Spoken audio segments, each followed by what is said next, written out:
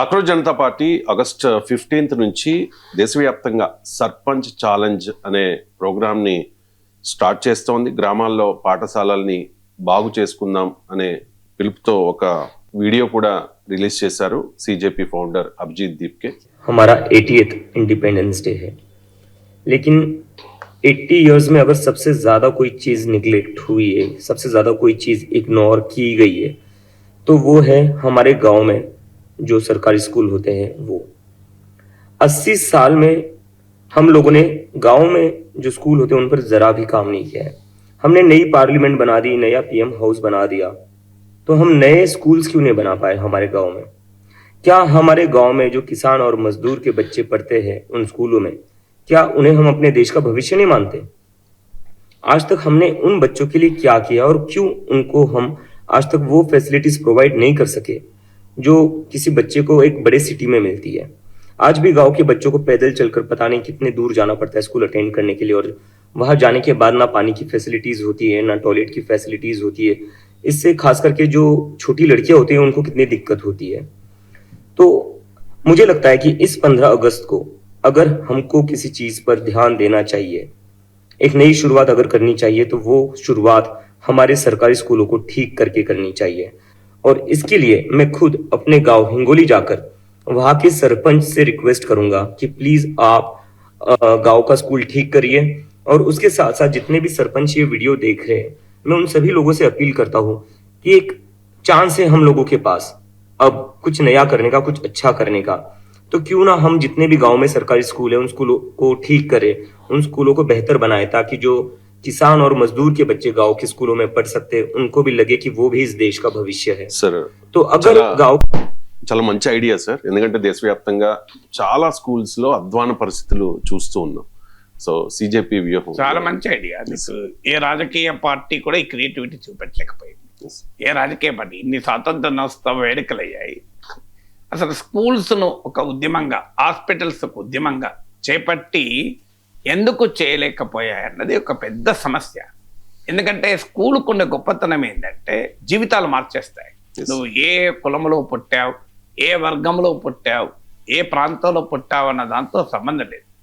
ఇవాళ నాలెడ్జ్ ఎకానమీలో ఎడ్యుకేషన్ ఒకటే ఎమాన్సిపేటరీ ఫోర్స్, లిబరేషన్ ఫోర్స్. ఎందుకంటే మన అందరి ఇళ్లలో మనకు అనుభవాలు. ఒక అతి సాధారణమైన కుటుంబంలో పుట్టిన వారు ఇవాళ చదువు వల్ల జీవితంలో అద్భుతాలు సాధించారు. మీకు సుందర్ పిచ్చయ్య, గూగుల్ CEO, ఎవరైనా తండ్రి మధ్యతరగతి తండ్రి స్కూటర్ పైన వెనకాల కూర్చొని చెన్నై నగరంలో ట్యూషన్లకు వెళ్ళిన బిడ్డ ఇవాళ గూగుల్ CEO, మన దేశ ప్రధాని, 140 కోట్ల మందికి ప్రాతినిధ్యం వహించే దేశ ప్రధాని కలవాలనుకుంటే ప్రధానమంత్రి కార్యాలయం నుంచి 15 రోజుల ముందు లేఖ రాయాలి, మా prime minister wants to meet you అని. అంటే ఏ స్థాయికి జీవితం మార్చింది. జీవితం ఎంత శామ్ పెట్రోడా, చాలా వివాదాస్పదమైన కాంగ్రెస్ నాయకుడే కావచ్చు, కానీ పెద్ద టెలికాం జెయింట్ ఇంజనీర్ ఆయన. ఎవరు? ఒరిస్సాకు చెందిన ఒక వడ్రంగి. పొట్ట చేత పట్టుకొని ఉపాధి కొరకు వలస వెళితే గుజరాత్కు, వాళ్ళకు పుట్టిన సంతానం 7వ సంతానమే. మీకు రాజారెడ్డి అని ఉన్నారు, ప్రొఫెసర్ రాజారెడ్డి అని, ఎలక్ట్రానిక్స్లో నోబెల్ బహుమతికి సమానమైన ప్రైజ్ వైట్ హౌస్ నుంచి తీసుకున్నారు. మన IIITలు, ఇప్పుడు తెలుగునాట IIITలను ఏర్పాటులో కూడా కీలక పాత్ర పోషించారు. కార్నీజీ మిలన్ యూనివర్సిటీలో రోబోటిక్స్ డిపార్ట్మెంట్కు నాయకత్వం వహించారు. కంప్యూటర్ సైన్స్లో ప్రపంచ ప్రఖ్యాత ప్రొఫెసర్ రాజిరెడ్డి అని. మీకు ఆయన ఎంత పెద్ద ప్రొఫెసర్ అంటే మీరు తెలుసు, మీకు రోబో సినిమాలో రజనీకాంత్ కూడా కార్నీజీ మిలన్ యూనివర్సిటీలో చదువుతాడు. సో అలాంటి టాప్ యూనివర్సిటీలో రోబోటిక్స్. అలాంటి అతను నాకు చెప్పాడు, నేను చిత్తూరులో జిల్లా పరిషత్ స్కూల్లో చదువుకున్నాను అని. ఒక జిల్లా పరిషత్ స్కూల్లో నేను విన్నాను. ఎంతవరకు నిజమకని డాక్టర్ సోమరాజు, దేశంలో ప్రఖ్యాత కార్డియాలజిస్టు, ఆయన కిలోమీటర్లు నడిచి వెళ్ళి ప్రభుత్వ స్కూల్లో చదువుకున్న బిడ్డ. ఇలా చాలామంది జీవితాలు మనకు కనబడతాయి. అద్భుతాలు చేయగలిగారు, ఎందుకంటే చదువు ఆ అవకాశాలు ఇచ్చింది. నాలెడ్జ్, వరల్డ్ బ్యాంక్ అంటుంది, నాలెడ్జ్ బేస్డ్ గ్లోబల్ సొసైటీస్ అనే రిపోర్ట్లో knowledge is the bedrock of development. Economies are not merely built by the physical and natural resources. economies in the knowledge-based global societies are increasingly built upon human resources. అంటే ఆర్థిక వ్యవస్థలు సహజ వనరులు భౌతిక సంపద ఆధారంగానే నిర్మితం కావడం లేదు, మానవ వనరుల ఆధారంగా నిర్మితమవుతున్నాయి. ఇవాళ ఎలాంటి స్కూల్ భవనాలు ఉన్నాయి? అఫ్కోర్స్ గతంతో పోలిస్తే చాలా ఇంప్రూవ్ అయిన మాట నిజం, కొన్ని చోట్ల కాలేదని అంటలేదు.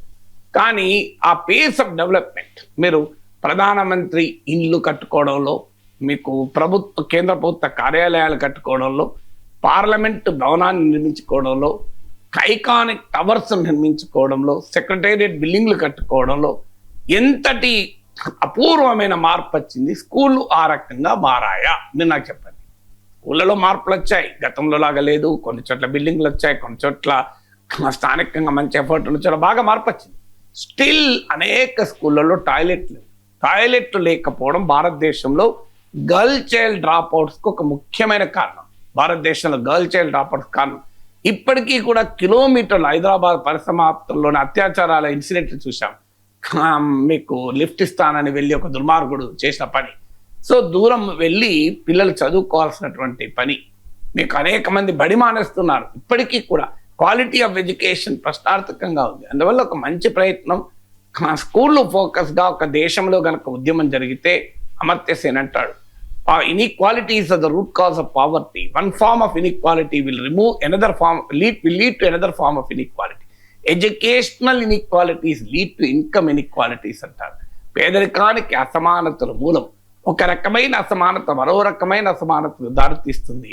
విద్యాపరమైన అసమానత ఆదాయపరమైన అసమానతలకు దారితీస్తుంది అంటాడు. ఇన్ఈక్వాలిటీస్ అనే పుస్తకము, ఆ ఇన్ఈక్వాలిటీస్ రీఎగ్జామిన్డ్ అంటే 2 పుస్తకాలు.